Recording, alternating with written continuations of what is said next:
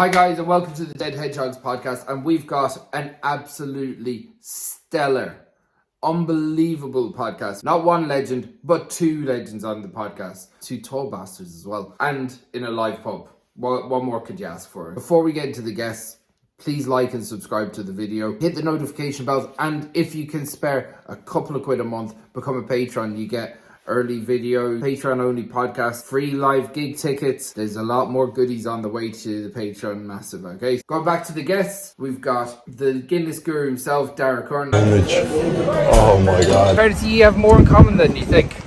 I don't know about that. He's a bit of an oddball. And listen, it's all for show. It's all for show. Hey, Guru! You finally brought your big dome head to town. Prepare to die. Welcome to Mayo Hay. Is he always this dramatic? And we've got local legend and Hardy Bucks legend, Eugene Maloney, also known as Big Mick. Yeah, Tommy is my brother. You see, he would have been brought up a bit handier than the rest of us, like, you know. He actually went to college. I don't really care for the way when he comes back, like, you know, he kind of thinks we're all behind the times here, you know. But the good thing about it is that when he comes back, he throws a few pound around the place. And I tell you one thing straight, we do milk him. It's better than milking them cows, tell you that. Hey, where's my favourite nephew, huh? Hey, Tommy, how are things? Look at the fucking size of you, man, huh? Huh? Yeah, You were 15 the last time I saw you. bit of a while ago now. Oh, yeah, boy, oh, You're yeah. in shape, Eddie. The woman this lad has that's keeping him in shape. Fair play to I you. tell you one thing, she'd pull up the floorboards looking for pipe. Good man yourself. Big shout out to our venue for the day as well, Mellis Pub in Swinford. Absolute legends. Thank you to Marie and the team for looking after us. Make sure you hit that subscribe button. Enjoy the podcast.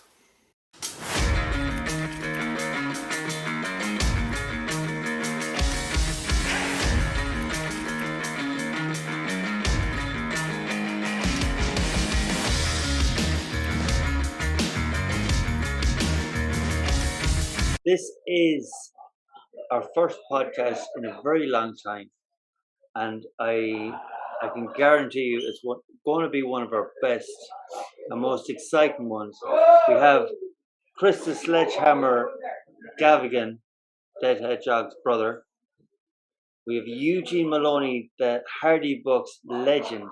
We have myself, and we have this man here, Special guest Darragh, the Guinness Guru himself, who I've been The taunting pints of Guinness again, team. for months. For months. Bollocks. You're bollocks. He's bollocks. Did I slur a word? No, No. you were just thinking so long about each word. I wanted to make it right. I wanted to make it right. So listen, guys. I hope you enjoyed this podcast. It is going to be free flowing. It's not going to be edited. Fuck that. It's just lads on pints having the crack. We're going to be talking about the Hardy Bucks. We're going to be talking about Guinness Guru and Guinness and just life in general. So it's going to be absolutely beautiful. So, and there's going to be, we're in a pub, a live pub. There's going to be lads walking in left, right, and centre. So God knows what might happen. Am I right? Absolutely. You're fucking not wrong. So, lads. Good night, gentlemen. Good night. Take care. God bless. You're handy. If you're driving, don't forget to bring the car. No, you said it. Right. So anyway, that's that's a montage or a homage to Brendan Grace. Actually, I think that was Brendan Brendan Grace. Grace. Joke. If you're Rest driving, in don't peace. forget to bring the car. You're rest in peace as well. Make sure What we have do you a think car. of Brendan Grace? Brendan Grace was good. Yeah, it was very good. Yeah. Legend. My mum used to show me him back in the day. The old videos, the VHSs. I couldn't even remember the jokes, but he was very funny. But my main memory of Brendan Grace would be Father's Head, when he used to have the fucking tunes and the boys were trying to sleep and he was playing the jungle music. Fit and Stack, there you go, stats. And he was fucking had the bass, the jungle music playing, and the boys couldn't sleep. That's prime Brendan Grace for me. Yeah, it's funny. He had a 50 or maybe 60-year comedy career. That's the one thing he's known for. is that 8 or 9 minutes on Father Ted. Yeah. Yeah. It's funny because I watched Brent Grace videos and Thank you very I much. was in and out. I was at big shout out to Marie here in Mellits. Just after dropping us down pints, we're in Mellits at the moment. My favourite pub in Swinford. It's like choosing a favourite child. Which is your favourite child? Not at all. It's a slight bit different. Although I'm not going to get pulled. I'm not going to get pulled into that one. So back to Brendan Grace, yeah. I don't know how he even came up, but I wouldn't Thank you very much. have loved him or liked him ever, even in Father Ted. But the one thing that keeps coming back to me is I had my fun, and that's all that matters. Yeah. Which was his thing in I Father think Ted. Brendan Grace was more suited to people from the east side. Not you lot over here. It was more just very simple, kind of 80s humour, Butler, Rasher, Macker, and all that sort of stuff. Father of the Bride. Yeah, if you grew up in Dublin, you'd have related to him a bit more. Not that I did, but Is that because that was life here and that was fiction in the I not think fiction, you're but- talking about a generational thing where maybe the generation before, maybe Eugene's generation. I remember I went to dances where Brendan Grace was playing in the show band. yeah, Yeah. just like That- singing. Yeah, He's a he great was a singer. He was in the show band. That's and where he apparently started a off. brilliant singer. Yeah. What decade would that have been? That decade would have been the 70s. 70s.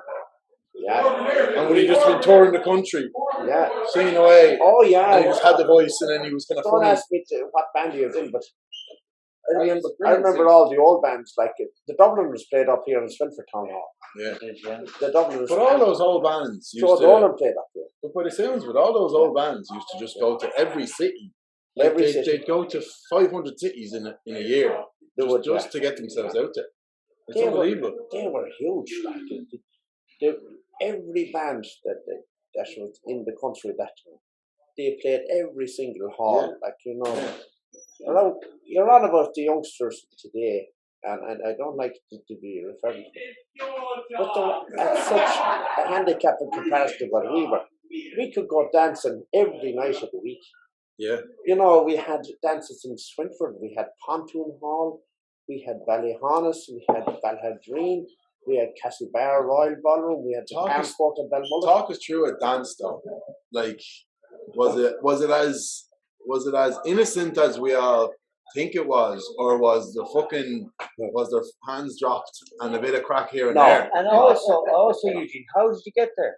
How did you get there? Tommen, for starters. Tommen. You come to lift, and any guy that had a car, we had a guy around here, I daren't mention his name, well, I suppose I could mention his name because Charlie wouldn't mind.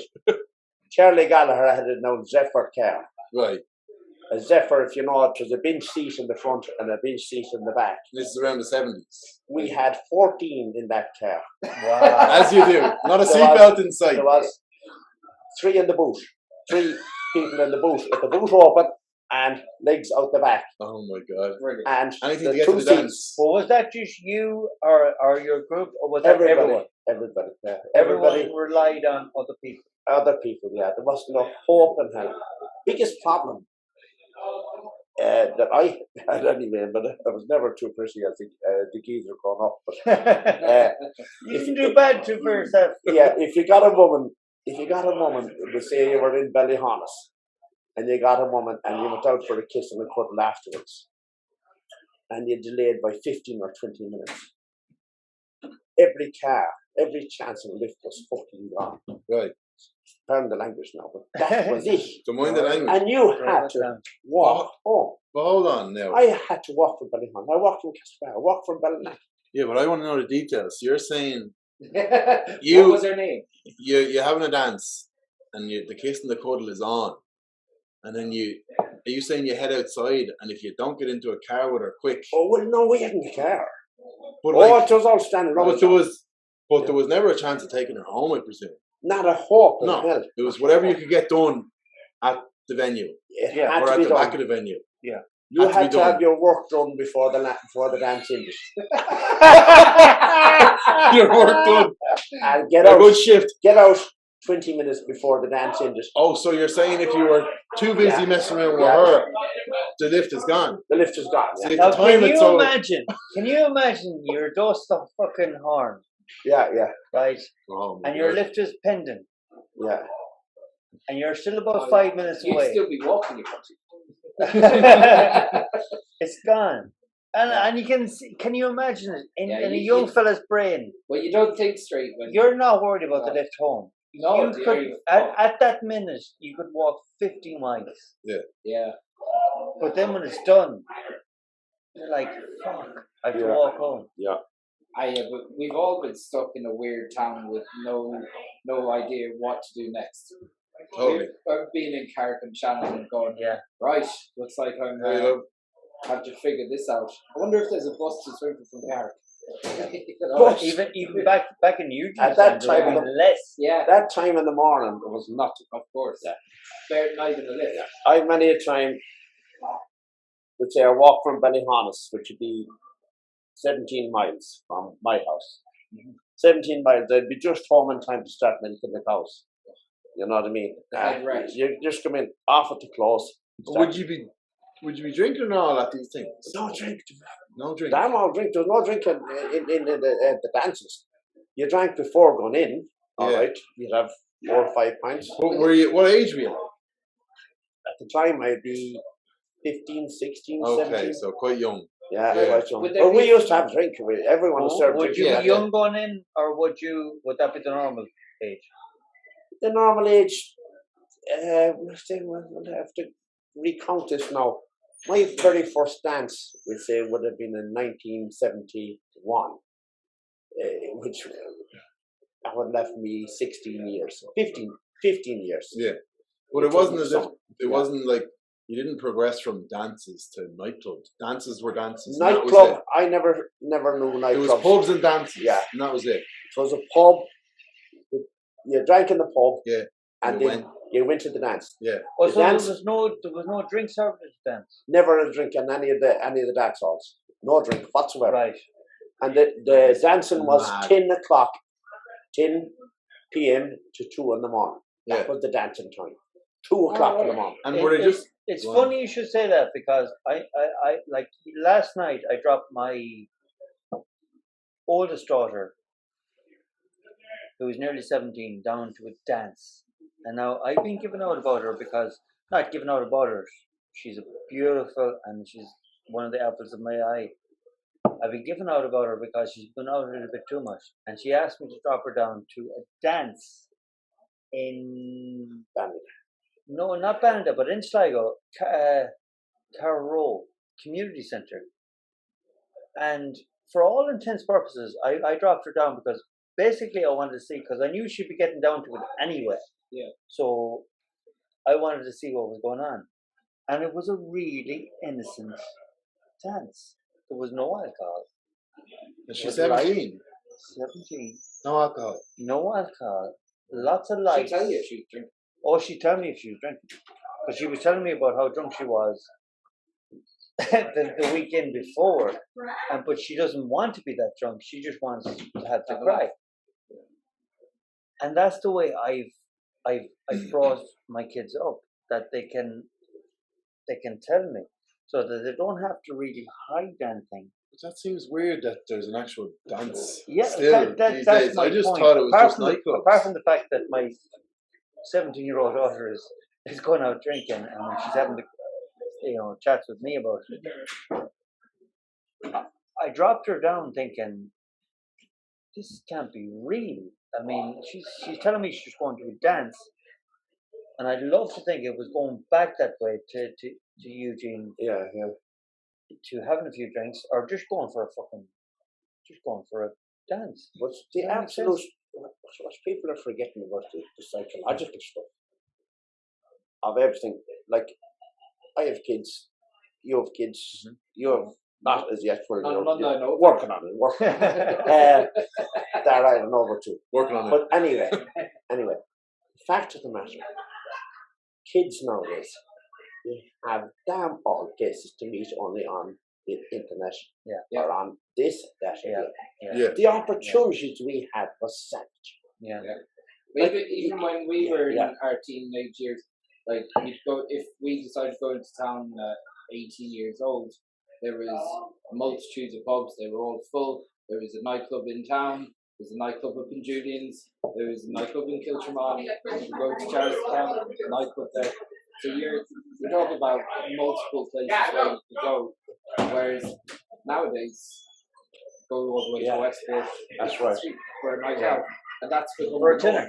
Yeah. Well, what the opportunities we had, for starters, all the women and the men used to go to the pub beforehand. They'd be in the pub at 8 o'clock, let's say, in the evening, because the dance would start at 10. And the pubs would be always on Sunday night. The pubs are closed at 10 in my time, and the latest the pub would close was at 11 on a Saturday night, we'd say. Yeah. So you were in the dance hall at 11:15. And would you be in the pub, kind of throwing an out eye around? Oh, you would, You'd be she might be at the dance. You'd be weighing up this and that. So you gave a Dutch courage. Now, having gone into the dance hall, in my time, none of the men gone in from all the various villages or anything like that would have known each other like we do now. Right. Because, you'd say, all the people from Classa, they'd have their own gang.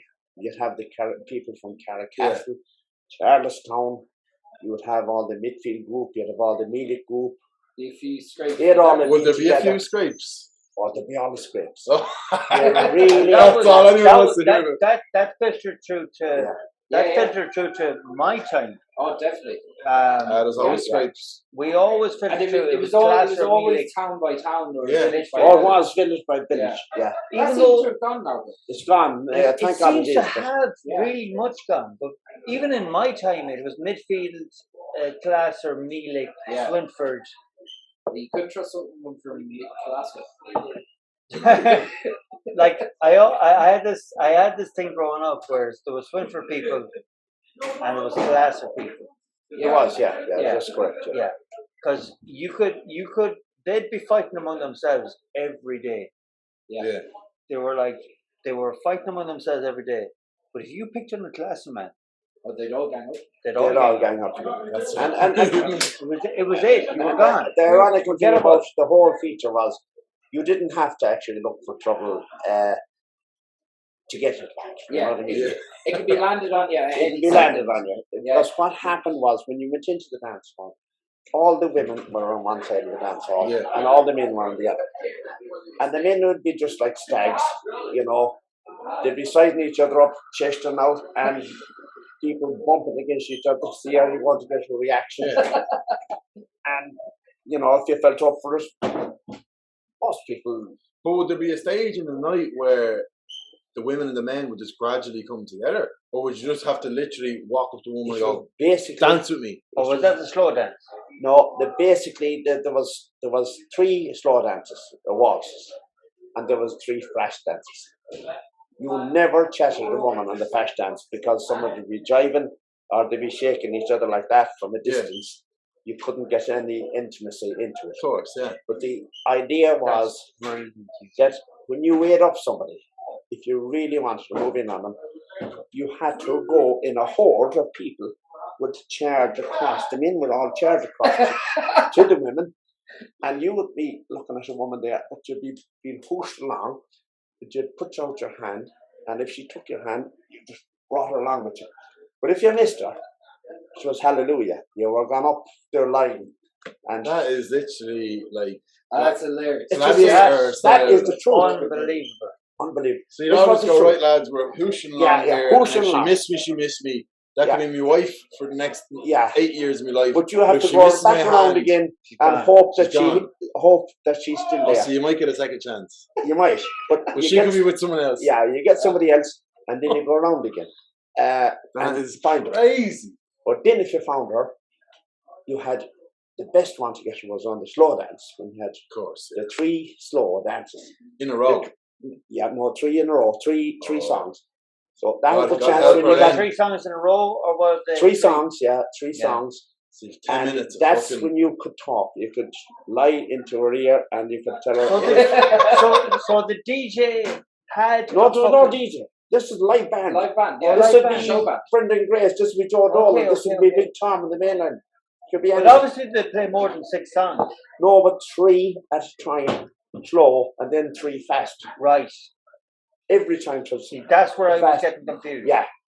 If you had, when you were involved in the slow waltz, that was your chance to make a move.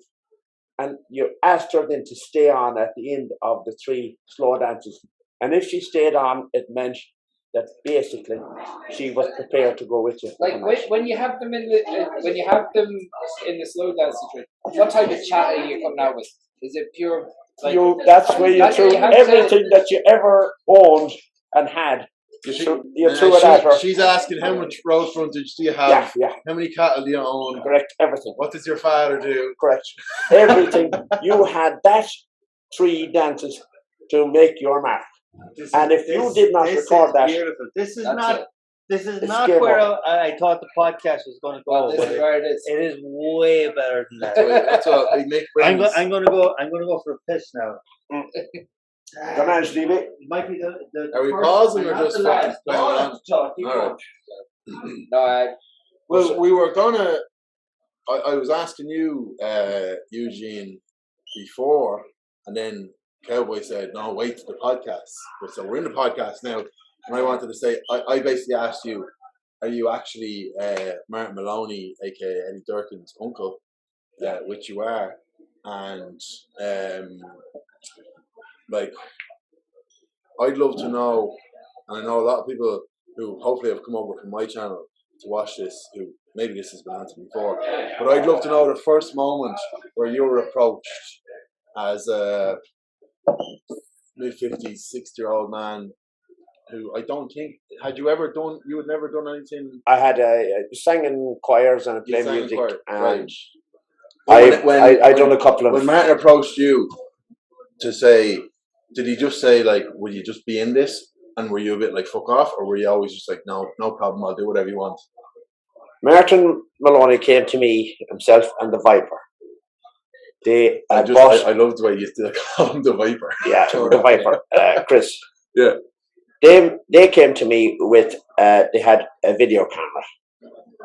And Martin, in his Liverpool accent, said to me, "Uncle Hugh, can you have a look at some of the videos you made here?" In the Liverpool accent. I said to him, "What's it about?" "No, we're calling it the Hardy Books, but it's just about the fellas around town." And I said, "Yeah, I'll have a look at it." So I went up to Martin's room. Yeah. Me, the Viper, and Martin. This is the very beginning. Would you have a clue what year this was? This had to be 2006, 2007. Yeah, okay, yeah. Yeah, and he put it on, and it was various kind of things that he was coming out with, ideas that later developed. Yeah. And I have to say, I thought it was a load.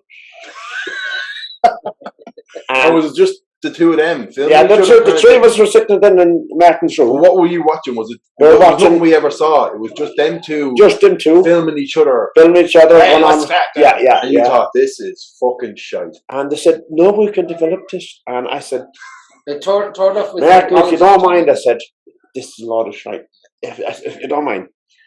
And, "No, we can do this and do that and the other." And, you know, he persevered. I actually, a lot of the words that they were using would have not have my era. Yeah, So I would have missed out a lot. So when they showed you, were they actually asking you to be involved, or were they just No, they were your asking opinion? me my opinion. Your opinion. And where to go and how. But do you think they knew they were going to ask you down the line to be in it? You Oh, never he know. was mad to get me in straight away. Right, Yeah, straight grand. away. Yeah. But like, And then- you're an actual storyteller and musician, and you again said you're in the choir, bagpiping. You've got lots of, interest that You're not afraid to put your. not afraid to tell a story. You're not afraid to Oh, put your yeah, face, yeah, no, well, face in front of something. I have to say, I find that the truth in life is far more entertaining than fiction. And that is the truth. 100%. When Martin explained to me that day, he said, I want to make it about pub life and life around the town. And I said, what are you going to call it? He said, the Hardy Box. He says, you know, when they go into a pub, you'd hear people talking. And remember, Martin was born in Liverpool. Yeah. And the Viper Chris was born in Leeds. Yeah. Right. So they were both English kids, kind of English-born kids of Irish parents. Yeah, and they've got an outside perspective. But they were amazed. They were fascinated by all this. Listening to people in the pub, they'd hear people, that's a Hardy Buck, that's one. Yeah. You know, they said, he's a Hardy Buck. Yeah. And they kind of said, you know, let's make... Oh, 100% usually. And they were talking about the fights and the stuff that used to go on in pubs. And they did, but it was... The story. If there was ever, I'm going to say something now, and then it's going to be controversial, not controversial, but it was like an innocent fight. Does that make sense? Yeah, it's not like today. Like if you see parts of Dublin where their lads are get shot or stabbed over conversation they had in a pub, or over a chewing gum, or over a fucking over a pint, or over this, that, and the other. And there is a fair play element to it as well, where back then you wouldn't it was have a fight people over fighting on the ground. Yeah, you wouldn't have slaps people and you shake his hand and nobody. Exactly, you shook his hand at the end. If he bet you shook his hand. If you bet him, you shook his hand. Yeah. In my time in a fight, and I could guarantee you, in Swinford Town Hall or in Castlebar or in Charlestown, if you went on the ground, nobody ever touched you. Yeah. You were let get up again until you stopped. And that's something beautiful. Yeah. If but that was the same even when we were teenagers. This podcast can say absolutely anything about fighting or anything like that. If a man goes down the ground, the idea is like the lexicon around that completely changed with the likes of UFC and grappling and jiu-jitsu. So people are used to seeing people fighting on the ground, and that's where UFC need to step in and say, listen, this is. But that's not going to change anything. This is for sport. Yeah. Am I right? Yeah, but they don't give a bollocks. They're not going to start preaching that fucking. If you're in an don't alleyway, do this or don't if you're do outside that. a pub and you knock a lad down, I don't think it's Dana White's not going to come out and go, lads, don't do that. Yeah.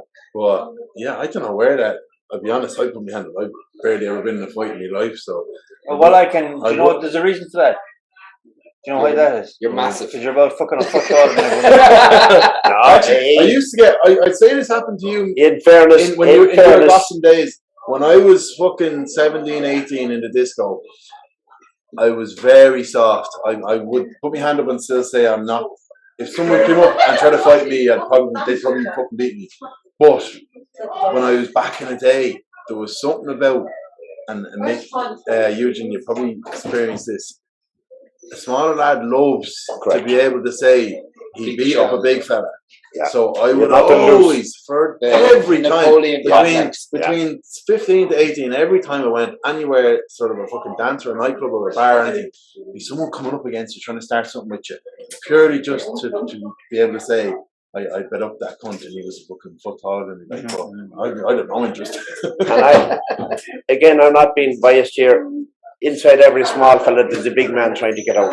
Yeah. And it happened to me all my life. Yeah. The bigger you are, but I have to say, very seldom, if ever in my lifetime, seen a big guy causing trouble. Yeah. Here. Right, you know, he would never.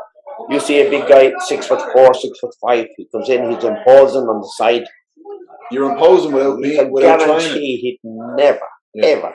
You never hear a smart remark out of him, never cause trouble. Is that because he demands respect straight away? Or is that because people give him respect straight away? I would have no idea, but... or is that just the temperament of the man? The temperament of the man. Generally, a big man kind of... if he's strong and is able to handle himself, he doesn't look for trouble. I think it's unnatural to go into a place and look for trouble. It is, yeah. But a smaller man might see an opportunity to see a 6'7" man and go, Jesus, if I fucking tumble him over, I look like a fucking animal. And these women are looking, and they'll think the same.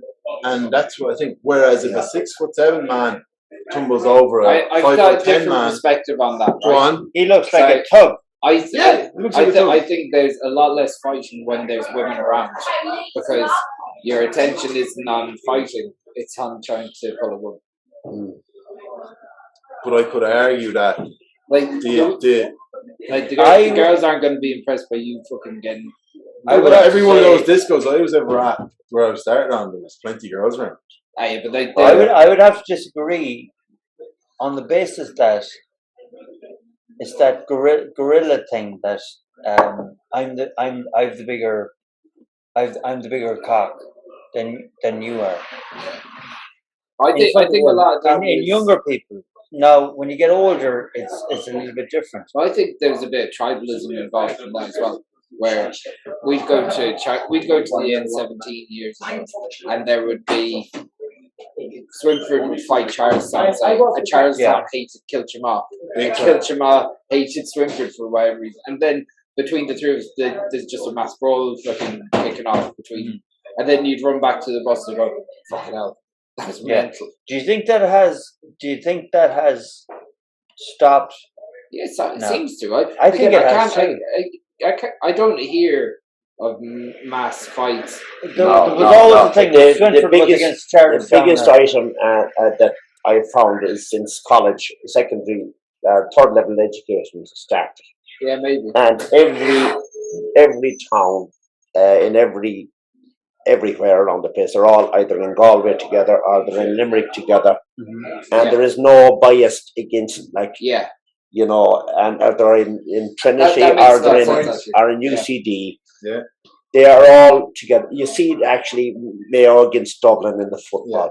You see lads that have played together in the Sigerson Cup. So when they show up to something and with their hometown people, they're not going, that's the cunt from this town. They go, how are you? We will go to college together. Exactly. And you see it after Mayo Dublin matches. You see a lot of the lads that played Sigerson would say, Stephen Cohn, you know, you see him, he was captain of the Sigerson team. That won the All-Ireland Championship. When he goes up, he meets all the Dublin counterparts, and they're the best of mates. They were in the dressing room together. Well, and I think that's happening all over the country. I'm going to say something. Another thing now, and initially I thought you actually were from Dublin, but you're not. You're from Meath. But worse again. Come on, fuck. I'll never forget you for '96. You can't have to let him off the hook. Fuck it, I still remember. No, you did, you fuck. You did, the fuck. You had to bring it to replay and then he cheated. But anyway, I can't even remember my point here. Yeah, it must have been good. Yeah, it was Dublin. That's it. We've been in many of an All Ireland with Dublin, or many in a match with Dublin, and I've been in the worst situations in Dublin, and the best of fans with Dublin have been Dublin people. They come up to you. They no animosity. It's all humility. It's like you give us a good game. Yeah. I think that's the GA in general. Like, it is, but Dublin, considering everyone, you know, I remember in 1985 when we made our breakthrough, that was the first decent team we had, and we went up to Dublin and we drew at them in the All-Ireland semi-final. In 85? 85, and my father goes on about it all the time. And I was up there, and I remember at work, the guy at work said to me, "You're not going wearing the Mayo jersey to Dublin, you'll be killed." And I wore the Mayo jersey. It was the best weekend ever we had. We drew the first match and we lost the replay. Yeah. But it was fantastic. Yeah. But like, I can everyone thought that the Dublin people, you know, because we weren't used to going up there, Yeah. that the Dublin people were kind of savages. But they're the loveliest people that you'll ever meet, and sure, as every other county in the. And I'm sure, likewise, and I'm sure the Dublin people thought we were savages down west. And we are. Yeah. For sure. What a lovely feature to have, to be part of this great Mayo team at the moment. You know, we've blessed. 12 years now of bliss. I know. Yeah. We mightn't have won an All Ireland, but look at the lovely, we have. You're look right. at the lovely You're times. right. And we had some unbelievable days out. Unbelievable, 100%. yeah. And we'll have more. Oh, absolutely. Yeah. Whether we win it or not, it's a fairy tale. It's very easy. It's a fairy tale. It's beautiful. The only problem is it's very easy to have this conversation saying those words in February. Yeah. In September. It's fucking very difficult. Sure, look, it doesn't matter. This one is neutral. No. Yeah. Dara, Guinness Guru, how did all that start? Right, put it on me. Guinness Guru started 2.5 years ago. There's a fella in New York City runs a company called Barstool Sports, and he does a very simple. His name's Dave Portnoy. He does a very simple thing. He does many things, but one of the things he does is he goes around New York City, Rates pizza. gets pizza. There's no fancy frills with the video. The camera's on. He comes out with the pizza, and he goes, "All right, fucking," takes a bite. Bit of course, yeah. All right, yeah. And he's just a very funny guy. And he says, "Right, that's I don't know, that's a 7.1 out of 10." And one of my mates sent it to me and was like, "This could be kind of funny to do with Guinness." And so we started doing it, and he was the cameraman at the time. We did it for, I'd say, for the first year. There was no traction at all. No one gave a flying fuck what we were doing. Then we just started to do. So we were doing it like single reviews. So say we came to swim, we'd go right. We'd come to Mellets. I'd stand outside the front of Mellets, and they'd be like, "Right, I'm here," and I was literally mimicking what the other fella was doing. And then Cozy, the guy I was doing it with, who was on the camera, was like, "What if we do it with like towns?" So actually, say you go to Swinford, you go to all the pubs in one video, give them all a rating, and then you can actually say which is the best in the town. Started doing that. Start of 2020, did really well, and then the big C kicked in, COVID. Yeah. I was making videos at home like fucking, there was no tomorrow, they were all shite. I couldn't go to the pubs, but I was no more than yourself, just drinking pints of cans of anything.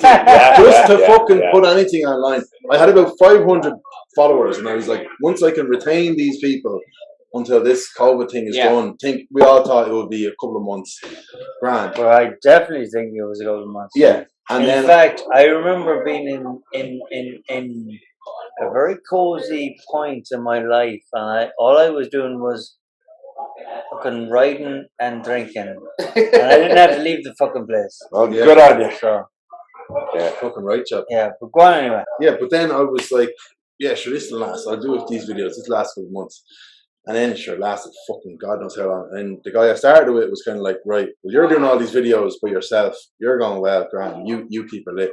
And then I'll say now, thank God for Northern Ireland, because fucking those 6 counties opened up about 2 months before we did in June of last year. And I went to Belfast, Armagh, Derry, and Enniskillen in the space of 4 weekends. And my page fucking just started to blow because I went back to doing the videos I was used to doing. Yes. Best point in Belfast, best point in Armagh,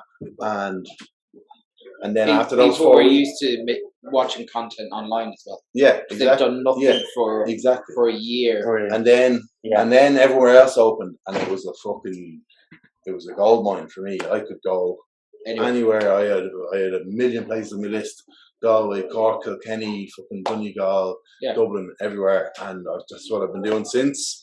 And the odd fucking stupid video like this with himself. And here we are now, and somehow it's... So it's why does a disposition that Guinness are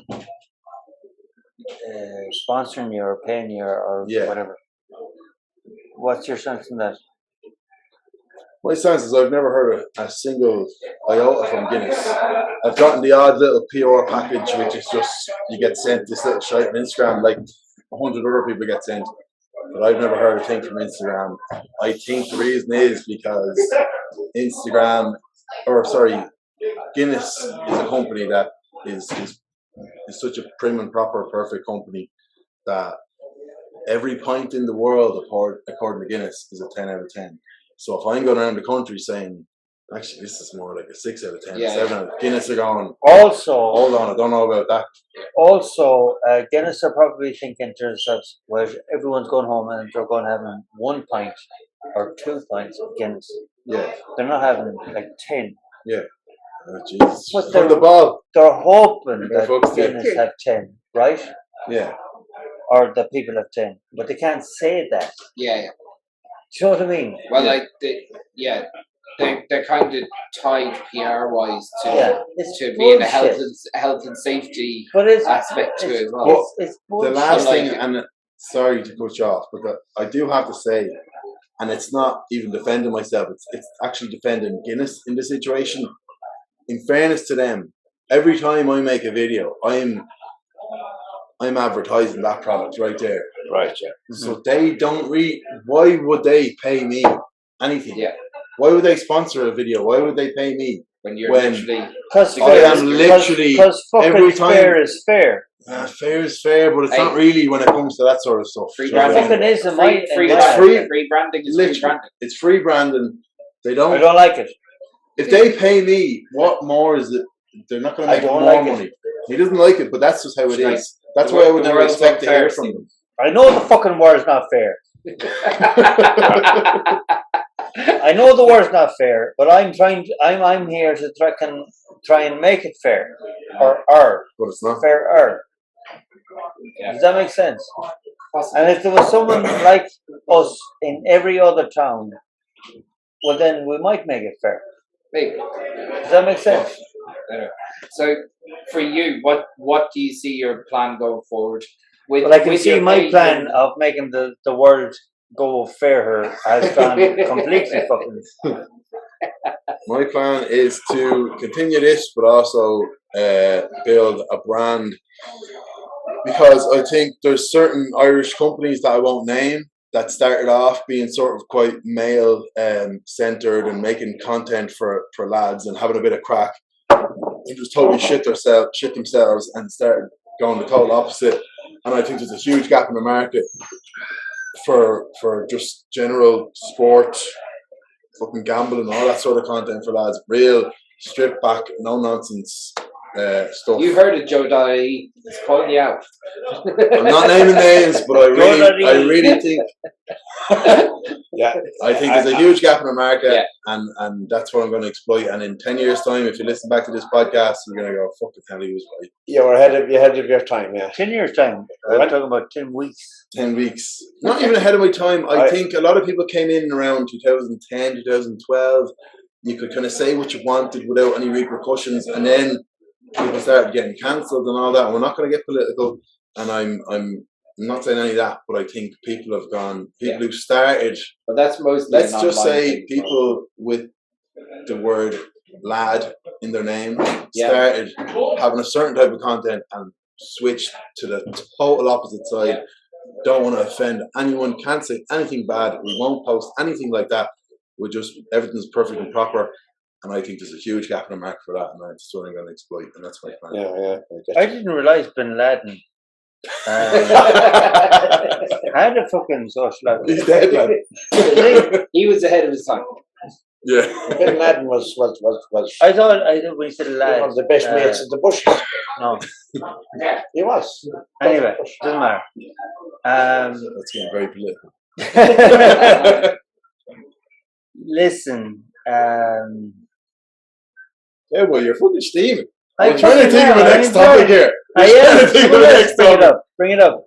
Well, I'm not going to go back to it again, but I'm going to go back to the old dances in my time. Yeah. I think it's the funnest thing ever, talk about. In my time, the chances of getting a shot at the title was nil. What's the title? A shot at the title. Right. Yeah, Right. you're right, yeah. It was I love nil that. because Shot at the title. there was absolutely no contraceptives whatsoever. There was no pill allowed in this country in my time. Yeah. There was absolutely, if you did get a shot at the title, you had to be there to marry her at the time. But would you not just pull out? Was that a thing? Too late. Anyone that knows anything about that crack knows that doesn't work. If anyone doesn't know anything about that, But I remember.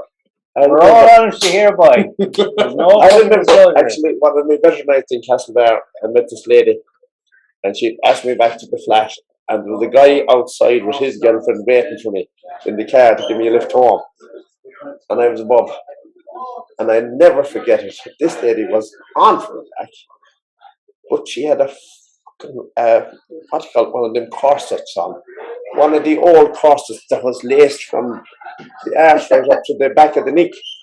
Laced up just like a football boot, like the old rugby boots one time. Oh my God. I remember trying, put my 2 hands around the back, tried to loosen this off to get into the... It's not like untying a bra now. You're Oh, no. fucking talking loud. Tried to get into the danger area. And anyway, I was there for ages, and eventually, my 2 wrists got hooked, like, I was there like that. Oh, sorry. I have to go. Yeah. The hands got fucked, actually, but that's all. That's it. Okay, yeah. And what about the horn? Just hook a lad with that at that stage, like, it was game over. Game over, yeah, hook a lad. You had to go home because your man below blowing the horn outside. When did you first hear the word condom? Oh God, we were very young. I'd say about 1971, 72. But they weren't available. They weren't available, but You knew what they were. we knew they were, yeah. We knew they And when were. did they become available?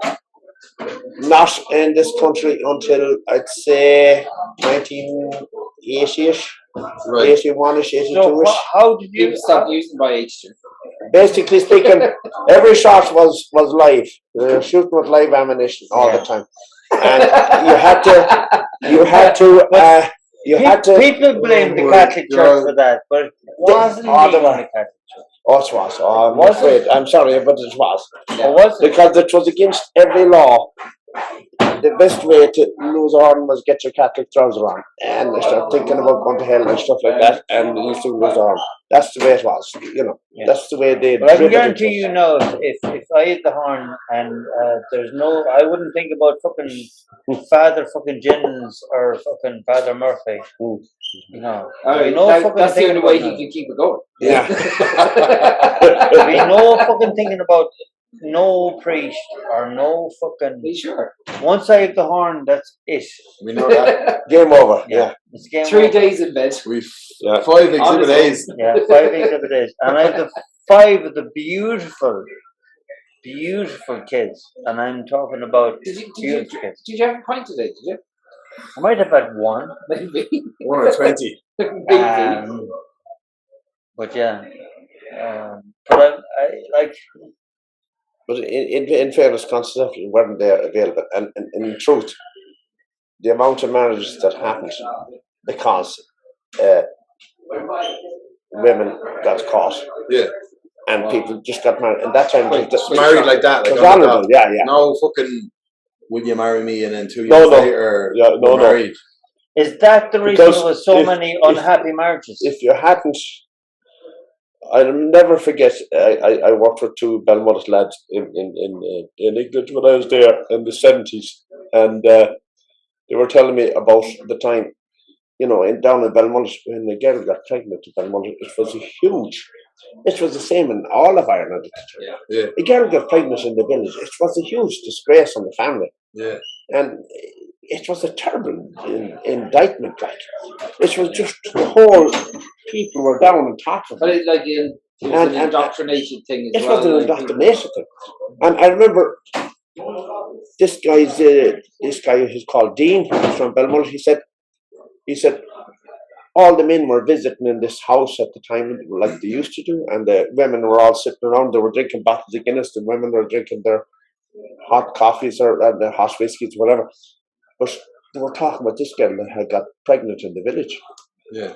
And they all were blaming the men. They says, why didn't he do this? And why didn't he do that? And why didn't the dirty thing do this? All the women were going on. And the oldest lady in the corner was there. And she was sitting in the corner. She'd be the grandmother. And she was sitting in the corner with the stick, playing away with the ashes. She said, the dirty thing, why didn't he slide it back along her arse like we used to in the old days?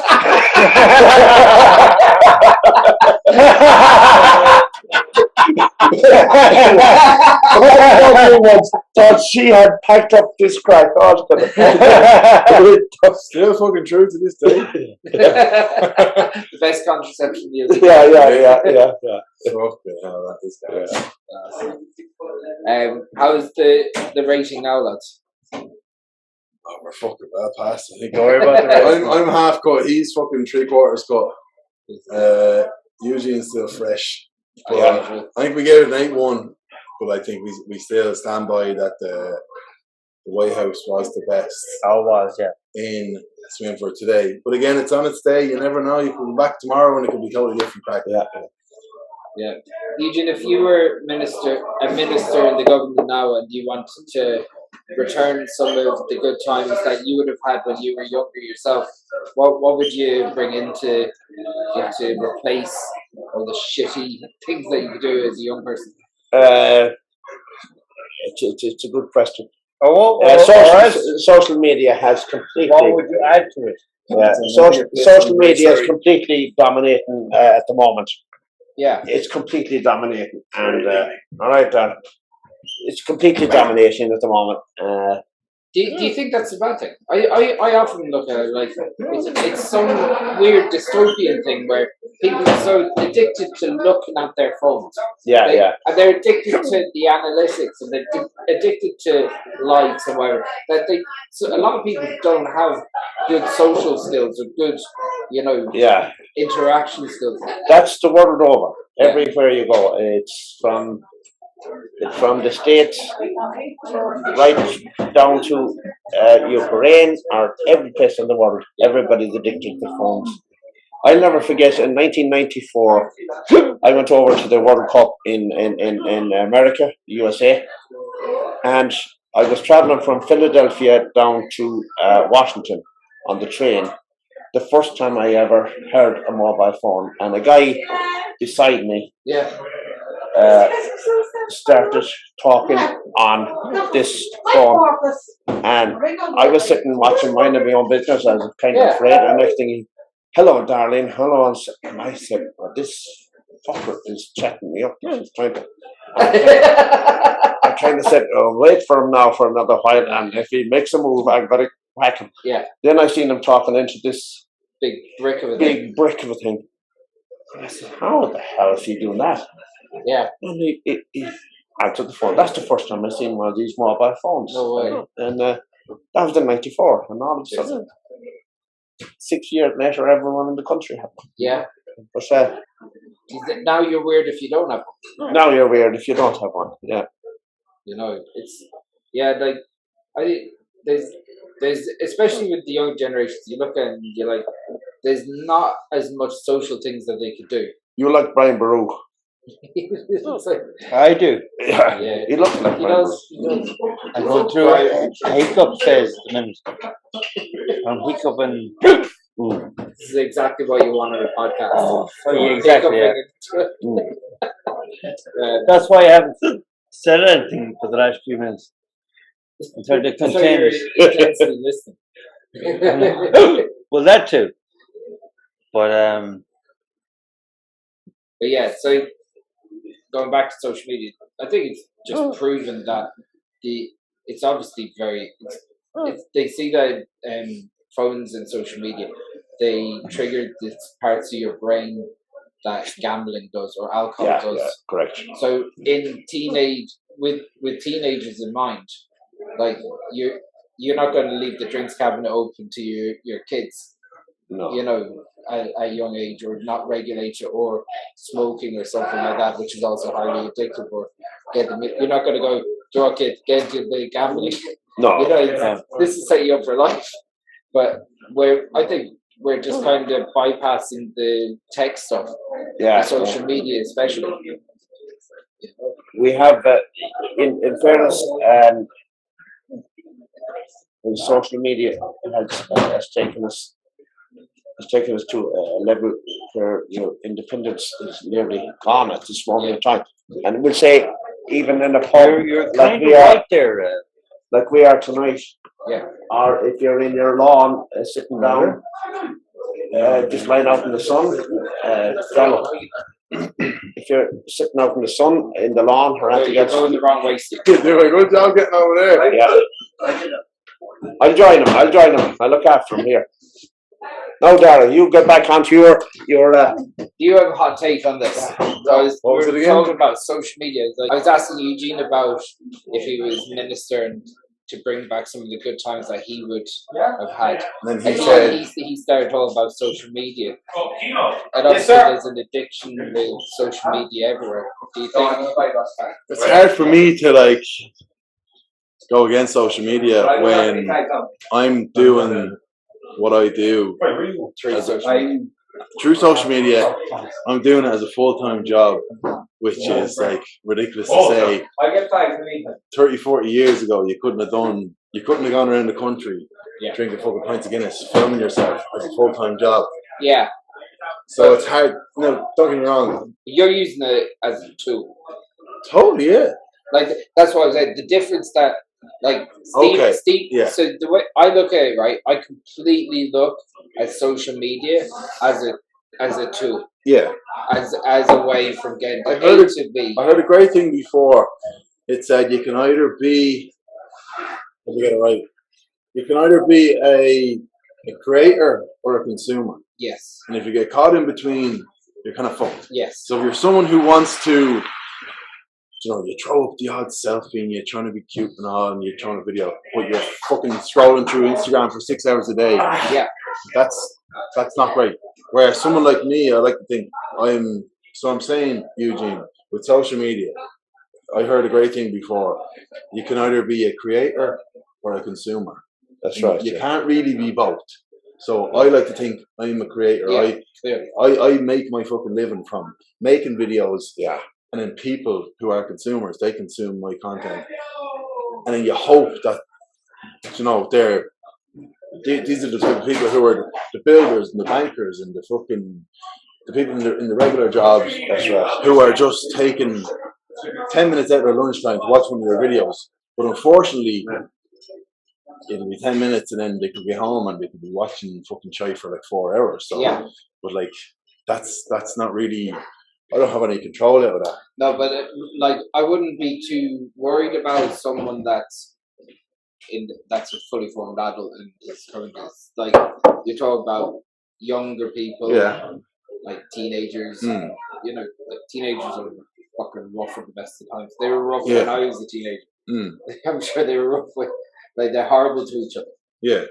So yeah, and so you mean like with the abuse tech and is stuff? so addictive. Yeah. It's hard because like it's hard to say no to it as well. On one side, I'd be very much like, you got to get with the times. Yeah. And there's always the next thing, as you could fucking vouch for, Eugene. There's always the next thing comes along, and everyone says, like, I'm sure when Facebook came along in 2005, everyone was going, that's some load of bollocks. And all of a sudden, all the 90-year-old grannies are on it. So it's more for me a case of social media is not going to go away. You're not gonna come in here and trying to say, well, let's get all the kids off social media, get them off their phones because it's bad. It's just making those social media accounts and platforms a bit more fucking, I don't know, kid friendly, if that's the word.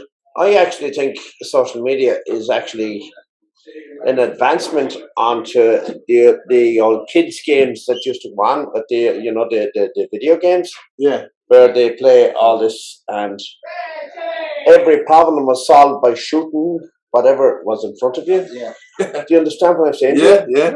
And kids, despite the fact people often forget this, kids that never were brought up in the real world, Yeah. they actually accepted that killing was the best way to get rid of your problem. So you're saying you think I think social media is an advancement on that. It's huge advancement on it's best of the worst, as in like I would love to think that it's better than like people going through social media is better than just a kid being totally his mind being numbed by just fucking shooting people. Correct. And that's what happens you see it in the States, you see it all over the world. Yeah. Where there's these huge mass shootings that goes on. And a lot of the time is that we were brought up in the real world. I think most of us were brought up in the real world. We've seen cows calved, we've seen hens laying eggs, we've seen donkeys walking around the place. We knew what the real world was. We knew that we couldn't go around shooting people. I think there's a complete disconnect from people and where their food even comes from. No one there's a serious there's lots of kids that have never seen a farm, never seen a cow, never seen a calf. Correct. You know, I'll be honest with you, I've never seen any of them, and I grew up playing those shooting games. My fucking that's what I'm saying. Me 10 to 16 was literally me on a console shooting people. Yeah, that's what I'm saying. I don't. How many people did you kill in real life? Well, the fact of the matter was that inside in your mind, you're getting that the only way that you can win something is shooting. Yeah, but I think it's more of a case of if you're let's just say I'm normal, quote unquote normal. Yeah, it doesn't affect me. I ain't going around shooting people in the game. It doesn't affect me. But if you've any sort of a bit of a mad cunt inclination in your mind, correct, it'll kick in and it'll go, this is the crack. Yeah. And you go, and then you go fucking at all that crack. But I don't know. It's always a weird one. It's easy to just fucking shame social media and say, it's fucking load of bollocks. But at the end of the day, that's how the world is moving forward. In 20 years time, it helps an awful lot of people. Absolutely. And it helps an awful lot of people. Yeah. And to be honest, there are you can stay connected with family and friends around the world. There's lots of really good parts about social media. You can make a living off it. You make most of your living off it. Obviously, a big portion of your living is through live gigs. Obviously, you've got fame out of it from the Hardy Bucks, which started on YouTube. And that's, what the fuck is with these fucking hiccups? I wasn't going to say it, but he's literally sitting there going, yeah. I don't know. Can we blame social media for that? Fuck? I'm holding my breath here all the time. That's why I haven't spoken. Yeah. That's good. That means you had a good session. That's all. We need to scare you. Or you have to drink a pint of water upside down. Yeah. You don't want to tip him upside down now because it'll all fall out. But anyway. Yeah. The whole idea, the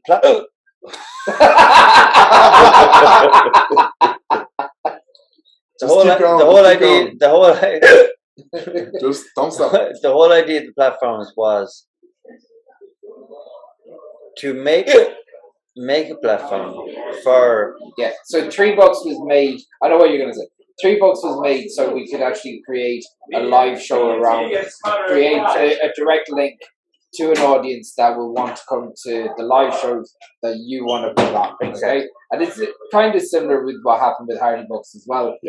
Doing Vicar Street comes from the popularity that the videos made by going online and going viral and stuff. Can I ask you to do one thing, Chris? Explain. Just talk a little bit louder. Louder. Well, I'm furthest away from the mics. Yeah. Okay. You want me to shout? Yeah. Okay. You can't hear me over the hiccups. They're affecting your ears as well. Okay, I tell you what we're going to do. I'm going to hold my breath for 40 seconds. Okay, we'll keep on talking. You won't literally do it for more than 10. So we got the hiccups in years. So World War III started, right? No comment on that. I was in Ukraine a couple of years ago, just over 2 years ago. For what? We were over just for a holiday in Ukraine. Beautiful country. Kiev? Kiev, I was in Kiev. Yeah. Beautiful city. You've done a lot of travel. Yeah, I've done travel all over. Well, is there anywhere that kind of stands out as some of your favourite places to I go? have to say I love Kiev. Yeah. Kiev was beautiful and beautiful city. I couldn't imagine anybody going in bombing it. Yeah. Anybody, if you've seen the buildings and the beautiful settings they have and the river going through it, and it's a gorgeous city. The people are lovely. Yeah. They were all sitting out in restaurants outside, serving people, drinking at things. They were all tuned in, the normal people, just like ourselves. Kiev was once the capital of the Russian Empire. Yeah, it was. 600 years ago. The Russians think it's there. Still carry mad, isn't it? Eugene, what would you say is the nicest place in Ireland outside of here? Have you been all around Ireland? I've been all around Ireland, yeah. I have. Let me make it more simple. Would you say the likes of Donegal, the north, or Kerry, the south, is more beautiful? I have to say. You have to pick one. I will give it the truth. Mayo matches it if you go to the right place in Mayo. Right. But I have a special affinity towards Sligo. Sligo. Sligo is absolutely beautiful. What's that big fucking hill in Sligo? It's like it goes up and then it's really around Lochtalmageray. Yeah. Lochtalmageray. Queen Anne's grave. Yeah. It's like really like that. That's where I live. I live on the foot of that. Yeah. Well, you go down in that into Sligo. Go down towards Inniscrone, down across the mountains down that way. It's absolutely hard bet. Oh, it's hard bet. I can't believe that you said that, Eugene, because that's where I'm living. Yeah, that is a beautiful part of the world. I live between Eastkey and fucking Eastkey is right. Loch Eastkey, up around, head to Loch Eastkey, getting to it and coming back from it. It's one of the most beautiful places. And outside of Ireland, apart from Kiev, give us a recommendation of a random place you would think is just beautiful. One of the nicest places I've travelled to was Salzburg. Oh wow! Where's that? Salzburg is in Austria. Yeah, beautiful. Okay. Nice. What had you there? We just done a trip there, and Salzburg. I'm mad into classical music, and that was a home, and Mozart that's his home place, and his grandfather and his father and the whole lot. Yeah. Down through the years. It's also where the Sound of Music was made. Okay. But what I loved about Salzburg was it's set right at the foot of the Alps, and the beer was absolutely beautiful, and a lot of the pubs were cut into the foothills of the Alps, and the pubs are cut into it, so it'd be roasting hot outside, and next thing you walk into a pub and it's like if there was a fridge on, because it's part of the mountain. And you go in and have a couple of pints. And then through Salzburg, you have all these squares, different squares from one square to another square. And there's concerts continuously, Mozart concerts and every kind of concert. You have all touring bands, touring orchestras, and they play during the day. Yeah. And you can walk around and amble around and sit and listen to one of those. It was absolutely beautiful, I have to say. Austria. Well, I'd go on actually there the next time. I don't know. Salzburg. And Porrick McNeil actually from Vienna. Place is just down the road from Vienna. Just down the road. Down the road now, is it? Down the road is about 100 miles. 100 miles. Come on. Yeah. Down the road. Like Swinford, the Foxford. Yeah. It's down the road. What's one thing I wanted to ask you about is being part of the pipe band, because you've obviously been part of Midfield Pipe Band, and a lot of Hardywood's fans or anything like that would know. But everyone around here would have known that it's been a tradition in your family of being a piper for a long time. Yeah, my father started up the Midfield Pipe Band.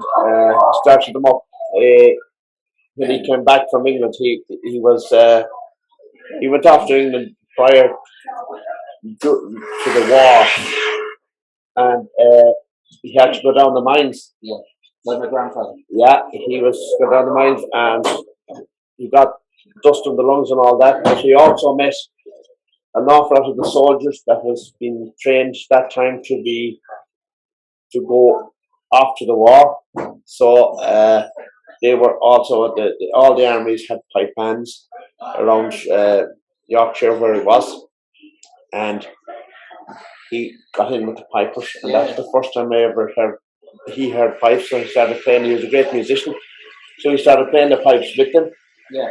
And when he came back here in the early 50s, Canon Stinson was in charge of the parish here at the time, and he had been to New York and he had seen the parades, and he had seen what a parade can do for a town, and he asked my father, "Can you do such thing as get a band to go on and get a pipe band going?" So my father started off the pipe band in the early 1950s. There was a fife band there, but he started off the pipe band. And unfortunately, he died in 1964 at the age of 54. Oh, wow. And the band kept going until 1969, 70, and then it died. And then I took over as secretary in 1986, and we resurrected the band again, bought new pipes, and the Midfield Pipe Band has gone since. And now we've... Where did the money come to buy the new pipes? We raise money all over, all around the locality here in Swinford, Kilkelly, Foxford, Courtship, everywhere. We used to go around and play a few tunes and raise money at the pubs initially. Okay. To raise the money for the pipe band, but since then we've been playing at all the parades. We play at about 8-10 different parades around the place, so we get paid for all of those, and that money goes towards us, and we get council grants now as well. So I'm still involved. I play, train once a week with them, and we'll be out again on St. Patrick's Day. This is the first time in 2 years. Yeah. And we'll be back out again, yeah. Biggest problem we have is like handball. New members, it's a tough job. Handball is a tough game. All about. Yeah. Piping is a tough game. Not too many. Hard to. Not too many people are able to do it and able to go forward with it, because you really have to persevere with it. But we're doing pretty okay. We have 3 or 4 new members coming in, but they're not good pipers. But we're getting them there, So, what message to the people that are watching this? The message to people is want this: we pipers are wanted. Anybody that wants to train with us, we're open to training every single week. We train in Midfield School, 8 o'clock to 9 every Tuesday night. And anybody that wants to join up with us, we will facilitate you. What's the benefit? Benefit. I'll tell you what, it's like swimming. It's very good for your lungs. That's the only thing. Very good for your lungs. Yeah. Very good. And I think I knew that. It's a vocation, not you're not going to get high off it, but you get a self. Anything with music, like, you're gonna love music. You can play guitar, you're gonna love it. You can play tin whistle, you're gonna love it. It's like you said, it's not a vocation, but it becomes something that's a part of you. Yeah, I'm sure piping is the same. St. Patrick's Day, not last year, the year before, I was in the United States, and my nephew played the pipes as well, and we were at a party in upstate in Pennsylvania, and I was outside in the balcony on St. Patrick's night, and I played a series of tunes. The host of the party, he was inundated with phone calls. He just could not. People requesting tunes, and this is COVID. We just have to close them down. Yeah. The whole country has shut down. Yeah. But I was playing Amazing Grace, playing Murray Kintyre, playing, all the beautiful Bunny Banks of Loch Lomond, on the bagpipes. And there was people all over. You could hear that one. I was up on the balcony playing. it was gorgeous. What a setting. And finest to whiskey and finest to Finest to crack. finest to crack, yeah. Excellent. Well, wait for it. I think we'll end on that, lads. Obviously, anyone watching the podcast. It was a podcast that was meant to be on about pints, but fuck it. Like Eugene Maloney. God, Look, this is it. it was great company. Great company. Follow the Guinness Guru on all the social medias. Subscribe to his YouTube page. We'll do the rest on in post. Yeah, it was incredible. So really enjoyed the day. We've Marie here in Mellis. Fuck. We've Marie here in Mellis. You're too sober. What I would say is the best pub in Mayo. I was saying Connacht. In Connacht, I think it's And proven. First Ireland. I think it was proven. I'd say in the universe. I think there was a couple of awards won here. It was. So listen, guys, check out Mellis Pub. Check out Chris, Eugene. Yeah, just the Guinness Guru. How are you going to check out Eugene? at the window. Get to me for Eugene. Check out the Guinness Guru. Check out Dead Hedgehogs podcast. Check out $3 Left. Check out Marie in Mellets in Swinford, County Mayo. You will fucking not do it again. This is a cut. Live. Alive, and I don't give a fuck. Listen, guys. Guys. Well, listen, lads, thanks for. He came down here as an absolute bollocks. He went as a true friend. Excellent. It's been a pleasure, Stephen. Yeah, absolute pleasure. Right, we're finished now, guys.